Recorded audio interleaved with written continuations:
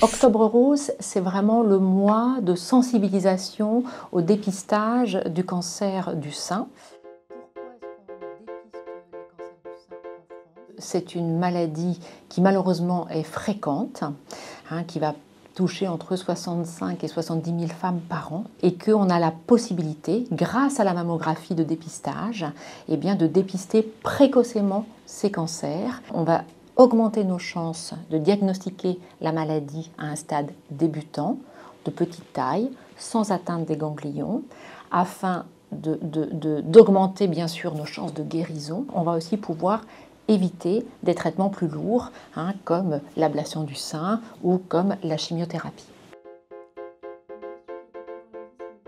Le cancer du sein, c'est une maladie qui va se développer au niveau de la glande mammaire, au niveau du sein. Le cancer du sein se développe principalement au niveau des canaux, de temps en temps dans les lobules, mais principalement au niveau des canaux. Et en fait, tout au long de la vie, on va produire des cellules anormales. On a un système de réparation qui va éliminer ces cellules anormales.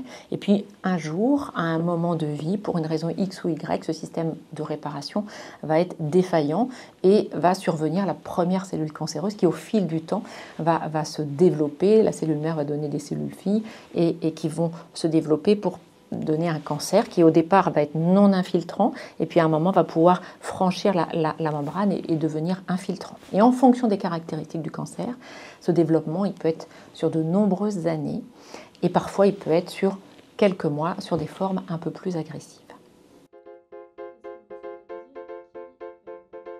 Alors c'est d'abord et avant tout une maladie de la femme, même si on diagnostique également des cancers chez l'homme, c'est beaucoup plus rare, c'est moins de 1000 cas par an contre entre 65 et 70 000 cas chez la femme. La période de la vie, on va diagnostiquer le plus de cancer du sein, c'est entre l'âge de 50 et 60 ans. C'est pour ça que le dépistage organisé, on va recommander aux femmes de faire des mammographies tous les 2 ans. C'est un dépistage qui est ciblé pendant la période de 50 à 74 ans. Malheureusement, on a un peu plus de cancer du sein maintenant depuis quelques années avant l'âge de 50 ans. On peut toujours faire un dépistage individuel avant ou après l'âge de 74 ans en fonction de son histoire personnelle, son histoire familiale, pour pouvoir faire des mammographies, des échographies mammaires. Le but du dépistage, c'est de diagnostiquer à un stade qu'on va nous appeler infraclinique, c'est-à-dire avant qu'il donne un symptôme, donc sur des cancers de petite taille, mais il peut y avoir d'autres critères d'alerte, la palpation d'une grosseur, une déformation du sein, ça peut être aussi un écoulement et en particulier de sang au niveau du mamelon. Donc tous ces symptômes-là doivent être un critère d'alerte. De temps en temps, on peut avoir des douleurs, mais c'est plus rare, et c'est vrai qu'une rougeur, une douleur au niveau du sein doit aussi amener à consulter.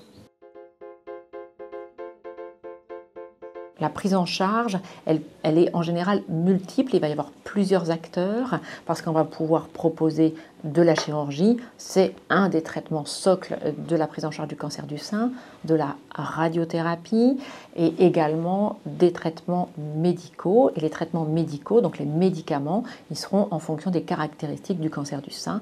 On va aussi proposer tout un pan d'accompagnement pour mieux vivre la maladie et les traitements. En France, on a la chance d'avoir un système de santé qui est souvent quand même protecteur, qui donne l'accès aux soins de qualité, avec une prise en charge à 100%, même si on sait qu'il peut y avoir des restes à charge pour les patientes, mais quand même, la qualité de la prise en charge en France, par rapport au cancer du sein, elle reste bonne.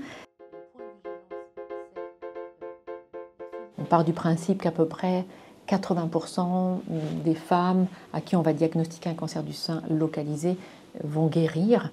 Bien sûr, ça va être fonction des caractéristiques de la maladie, en fonction de la taille, de l'atteinte des ganglions. Il va y avoir plusieurs paramètres. Après, on fait aussi beaucoup de progrès dans les traitements, dans ces situations de maladies avancées. Voilà. Mais c'est vrai que l'objectif, c'est quand même de dépister précocement pour augmenter les chances de guérison.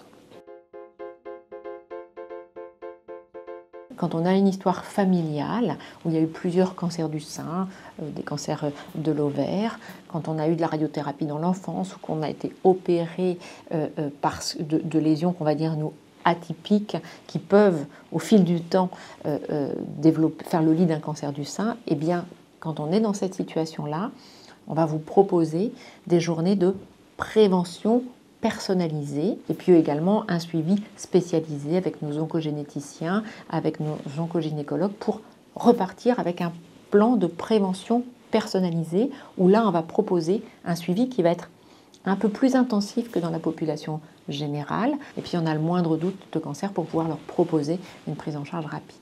Donc c'est d'aller beaucoup plus de façon ciblée vers les personnes à risque augmenté de cancer.